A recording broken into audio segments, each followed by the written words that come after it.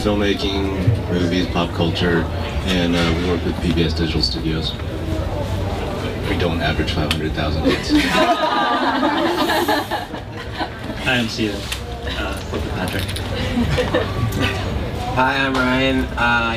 My channel is PimplyWimp. I do comedy sketches, and I'm signed with the network Big Free. Hi, I'm America Young. I have my own channel that I just launched, but most of my work is with other channels, most specifically recently Stan Lee's channel and Comediva, which is basically Funny or Die for women. Those are my two main things from the last couple of years. I think you shout it out. Sure. Yeah. What's the name of the? Which one? The one Funny or Die for women. Comediva? Comediva. Yeah, Comediva. like comedy, but Eva at the end. And how many subscribers does that have? It's like just thousands, Thousands thousands and millions of views. Yeah, I don't remember. I actually should know those numbers, but I think it's 500,000 or something. Like Okay, good numbers, yeah. And I think you America Young. America Young. Yeah. So now you have a very interesting story. You went to Stanford, which is sort of close to my heart because I grew up there, and I couldn't ever get into Stanford, but I used to work there. So do you want to tell us how you began and sort of why you started posting videos on YouTube? Sure, yeah, it was my senior year of college, and I was really looking for a way to procrastinate outside of Facebook, I would spend countless hours on there looking at videos, and Facebook had just come out with their posted items feature, which is now links, and I thought it would be really cool to sort of make a comedy mockumentary about what it is to be black at Stanford and post it on Facebook, and I'd like cast all my friends as actors, and because they're so vain, they'd be forced to repost it, and then maybe it would spread the word. And so it did, and you know, at the end I only got to do 3 episodes, and it was really sporadic. It was like when I felt like it, when I didn't want to do homework. And by the end, like, I got people from Duke and, you know, Howard and Georgetown saying, oh my God, this is my experience, this is crazy. So I really just liked the interactive element of the web. And then I decided after 2 years later, I moved back to LA and decided to take web series seriously and really tried to make it like a television show, in that I would post it every week at the same time and, you know, actively try to market it and really be consistent with my output. And then by the 3rd web series, Awkward Black Girl, I was able to learn from the mistakes of my other series. And what was the span of time, Issa? I mean, how long did it take? I mean, you know, you're talking about learning from 2 previous web series. Well, I posted my first YouTube video in 2006, and it was like a music video called Fuck You Bitch. And then the latest is 2012, so it was about 5 years. But I would say 3 years of serious posting. 3 years. Yeah, let's go on down the line in terms of a little bit more about your YouTube channel, and also why you started doing this in the first place. Why start posting videos on YouTube?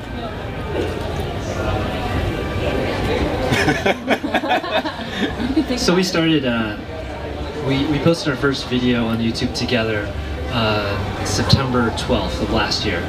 And we're having a big party September 12th this year, our 1-year anniversary in Little Tokyo, and you're all invited. And we had just sort of seen, we were both interested, we were both filmmakers, both went to film school, we both have MFA degrees that are very useful. And we were both interested in this idea of building a brand, building a fan base, getting, you know, your work seen for once. And so we looked to a lot of people who were already on YouTube and saw what they were doing, and we thought, oh no, we're too old, because everybody on YouTube is a teenager who watches YouTube, and that's probably fairly true to a certain extent. But we just started making these videos, and we really wanted to build up this brand, build up some sort of online community, and that's basically led to us working with PBS, which they found us a month after we started. There's a site called VidStats, vidstatsx.com, where it basically breaks down YouTube analytics. You can see like popular channels with like a lot of views. It's really useful for people who are sort of more on the business end, I guess, of YouTube, looking at it as for business reasons. So we put an ad up there. You can pay like $10, and your little channel logo will be featured on the front page. They said they found us because one of our videos was like sort of trending on there, but I really don't believe them because we really don't have that many views. And then we were sort of in touch with them, and it was a really long process, and we finally signed a contract with them in May of this year. And so they've been putting out some videos like Mr. Rogers remixed, Bob Ross remixed, and for us it's really we've only been doing it for a year, and we're really excited about how far we've been able to come in the past year, but we're very, very new to this, relatively speaking, and we have a long way to go to monetize and even get more than like 1,000 views. I don't know if you mentioned like what your stuff is about. Yeah, so the channel is called National Film Society. It's the two of us, and we talk about movies, filmmaking, and pop culture. We sometimes we did like our first video was called Film School or No Film School, so we talked about that topic.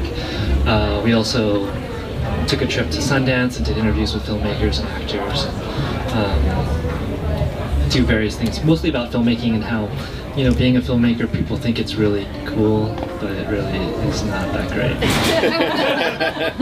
What's the name of the site? What you said, the PBS or What's the name?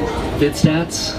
Yeah, VidStatsX.com. And just real quick, Stephen, can you touch on, when you say not that many views, can you just put it in perspective? Right, sure. So we have about 60 videos on our channel right now, and we are close to we're at like 196,000 total views. Cool. So we average about, usually it's like about 1,000, 1,500 views a video.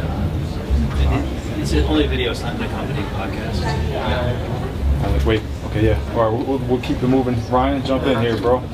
I studied film at UC Santa Cruz, and one summer in 1999, I was an intern at a website that was going to be the first network television thing on the internet. So it's planted in my head that the internet is the way to go. And then after that, in 2003, I had my own website where I was posting my own comedy videos. And I ran into a friend at Channel 101. I don't know if you're familiar with Channel 101. It's like a comedy website where they have competitions. And my friend, it was Akiva Schaefer. He was also a student at Santa Cruz with me in the film program. And he was like, oh, I just got this big agent. And I was like, oh man, hook me up with that agent. And he was like, oh, I just had this audition with Ben Stiller. It was crazy. Wow. Okay, this is the way to go. The internet is the way to go. And then YouTube came out, and I just started doing it, and then I started getting featured on there. And I got featured on the homepage of MySpace, but this is before it was monetized, so all these views that I was getting, wasn't getting any money for it. But now it's monetized, and I'm like, okay, this is what I'm supposed to be doing, because all my friends are making a living off of this stuff, and some of them are making 6 figures, which is insane. And I signed with the network because now it's really hard to have your own channel just by yourself and succeed. You need a network, and the whole YouTube thing has changed where it's just fallen into networks. I'm really nervous. This is weird. Wait, now, so let's expand on that, Ryan. So what do you mean network? Can you get more specific as to what you're referring to there? There's a few of them. Machinima is the biggest one. I'm signed with Big Frame. They all have different business models, and there's Maker's the other huge one, and there's the Collective, Full Screen, a bunch of them. And so what they do is they take the big channels and they bring them into their network, and the different business models will be like sharing the profit and helping you with equipment, whatever. And what are you? Yeah, exactly that. So what are you getting from the network that you weren't getting on your own? basically the network that I'm with is just gives me a higher CPM, higher advertising rate.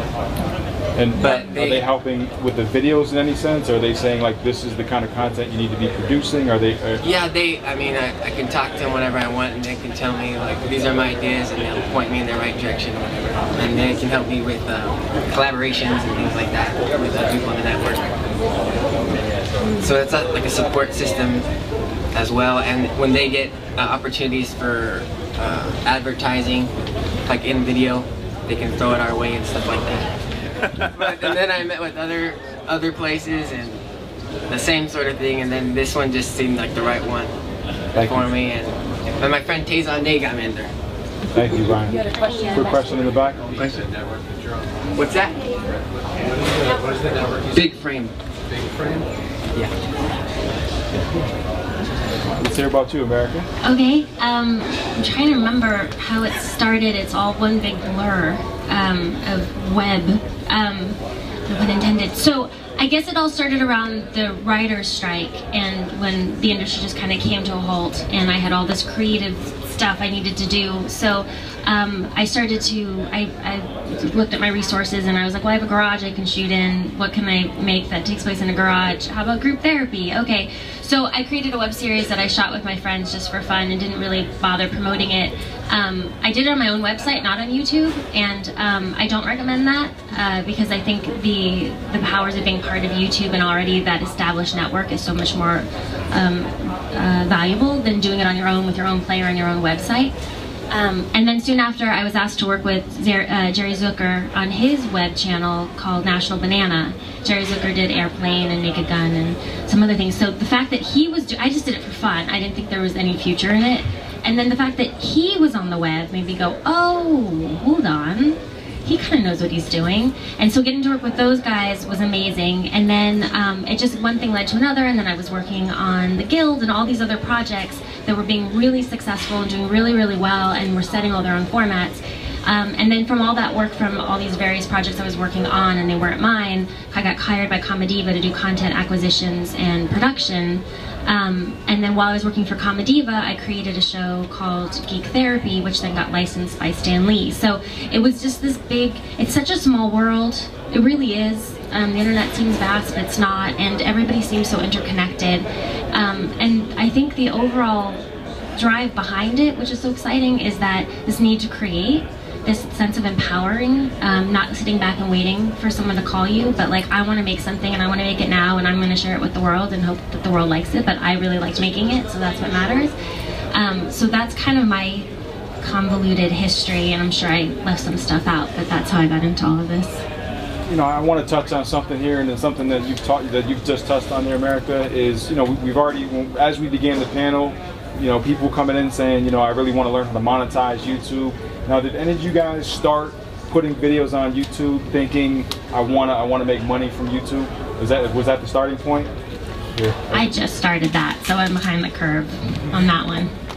But to clarify, you weren't in it. You were just in it just because you had to, because you wanted to create. I started off just because I wanted to make stuff. And then I started to see how much power, how much money is in it, and power also, because shows are being picked up there. I know that I have a friend who works over at Fox, and there's a whole department whose sole job is to scour the internet for talent. That's what they do all day, is just watch it. That's the farm team now for the networks, to find writers and shows and stuff like that. So it's a different thing. Issa, you want to? Oh, sure. Please.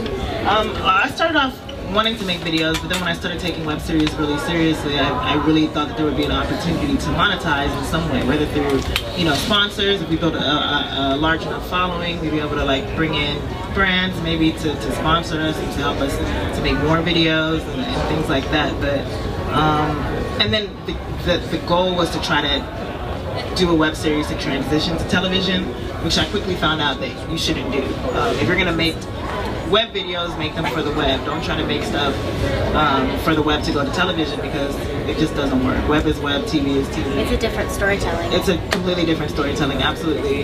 And so, you know, we tried that like I think I got to about 10,000 views per episode for my second web series, and it still wasn't, like, people still weren't really picking up. So I was like, my friends were right, there is no money in web series. But because of platforms like Indiegogo and Kickstarter, which was really, really helpful to us, you know, you can monetize your series in so many different ways. So yeah. Ryan, you know, are you National Film Side? You guys want to touch on, you know, did you start with sort of a business mindset of we're gonna get this to a point we're gonna make money? Was that like really a fueling factor, motivating factor, or was it just there's something in me where I have to make these videos and I have to release them and share them?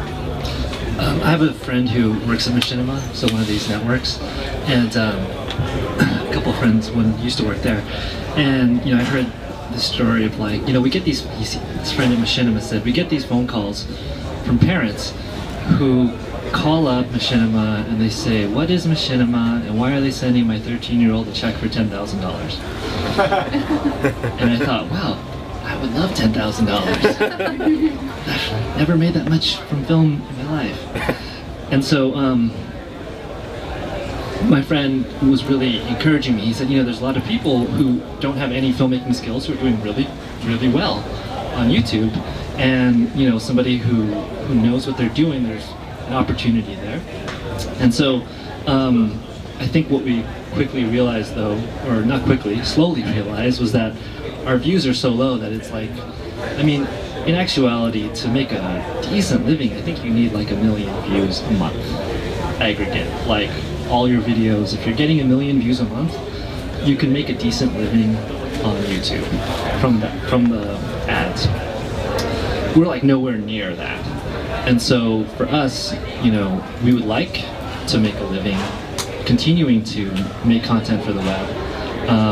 But, you know, but for now, it's like, okay, if it's not going to be through YouTube, how do we do that? So we're looking at other ways such as merchandise. We're actually going to be doing a web series, which we're going to be launching a Kickstarter for next month. And other ways to reach out to the people the fan base that we do have, and using that as hopefully as a springboard to more people finding us and continuing to grow. When I first got involved with it, it was just to make stuff because I needed to make stuff, and I already had a website where I was making stuff and nobody was seeing it, so I looked at it as a way to grow a fan base. And then I just started making stuff for my fans, and didn't really think I was going to get paid for it, but it's nice to be paid for it. But also because my friend Akiva Schaefer, he got this huge manager and went on to Saturday Night Live with The Lonely Island and all this stuff. It's just like, okay, well, I can use it to maybe get an agent or a manager and that sort of thing, or promote projects that I'm working on and stuff like that. Quick question. I was hoping to cut through the fog a little bit. I know a lot of people here are interested in monetization, but I thought I heard some contradictory things. Like you seem to say that there was no money, and then you seem to say money. Kind of understand like what we're talking about. There's been money in it for me because I've worked for people who had money. That's a little bit different than making it on our own. If you're getting lots of numbers, I mean, it's basically CPM, so it's based on how many clicks you get on your video. It's pretty simple math. I don't know it so well because I haven't made a lot of money through that. I just, like I said, I just started on the full screen. That's the network I'm on. But it's basically how many clicks you get is how much you get, and like we're talking like 0.01 cent per click. We're not talking $1 per click. So there's that way of making money, and then there's different ones. If you have a banner at the bottom, you'll get a certain amount of money, and then you have opportunities to make commercials, basically like videos for certain new shows coming out. But they'll say, all right, we'll pay you $20 per CPM or something. But then they're not usually interesting, so you're usually not getting that many views on that. I think she'd probably be the best one to talk to you about actual monetization, because it's still a quagmire for me. Do you feel comfortable addressing that? Yeah, I mean, yeah, sure.